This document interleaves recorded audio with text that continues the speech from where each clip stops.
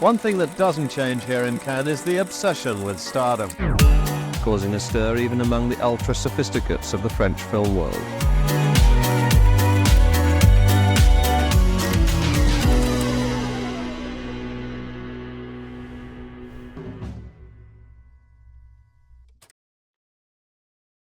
First of all, I have to imagine when you're not here, you're in New Zealand. Yeah, no, it's funny. The Na'vi portion of Avatar always shoots in Manhattan Beach, Los Angeles. Oh, really? And then after we wrap that, then they go to New Zealand for, 7, 8, 9 months. Oh, yes. wow. Okay. So I've been to New Zealand in the first movie. I went there for 2 weeks. And in the second one, it wasn't necessary. We had everything that we needed. And then when they came back, we completed some things and some pickups. So here's why I was asking, because this has to be a breath of fresh air. No disrespect to that, No, it's but okay. All over again. It feels.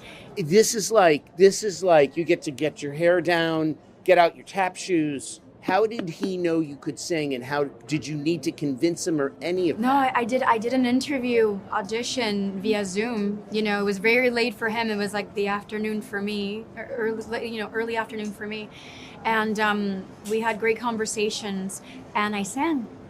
And I said, I can't really follow the music. I said, because I know there's going to be a delay, whether you play it or I play it. I'm too nervous. I said, I'm a little tone deaf, but I will do it a cappella. And you tell me what you think. And then we read some of the scenes. And then he wanted to have a follow-up. And I was like, really? Does he know I'm not Mexican? Like, because sometimes you get in your head about like, well, there's a specific film that probably requires specific casting. And but I would love to be a part of something like this. It's so aligned to things that I grew up doing, things that I normally am passionate about, and opportunities that I can only imagine and dream of. Like Jacques Audiard is one of my idols, and to get to work with him is a dream come true. So it was a lot of out-of-body experiences, but it's sweet upon sweet upon sweet, because it reminded me of that very first big break that I had, with Avatar.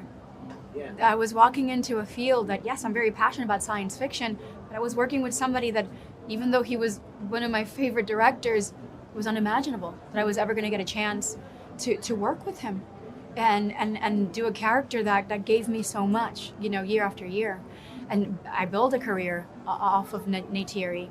I'm 45. I'm going to be 46 soon. So there was a lot of the last couple of years I was in my head a lot in terms of, what do I want to do? Obviously, I want to do so many things, but can I?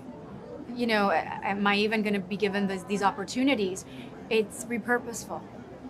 Rita, to me, she's invisible. She's overlooked. She's underpaid. She's underappreciated, and yet she believes so much, and she believes in the judicial system, and she believes in wanting to be beautiful and wanting to have power. She may have misconceptions of what power is, and that can drive her to be desperate, and take any opportunity that comes to her.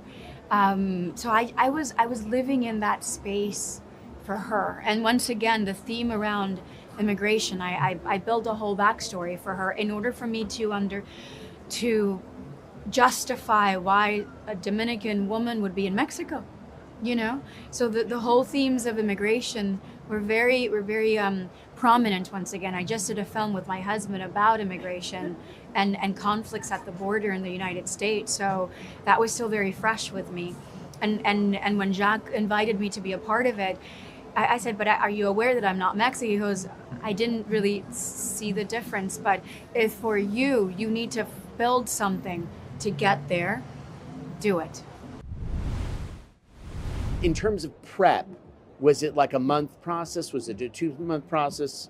As far as singing and dancing? I would say like unofficial, it was like a year, because the summer before, in 2022, I flew in for a couple of days and we recorded some of the songs just so Jacques can have them as placements.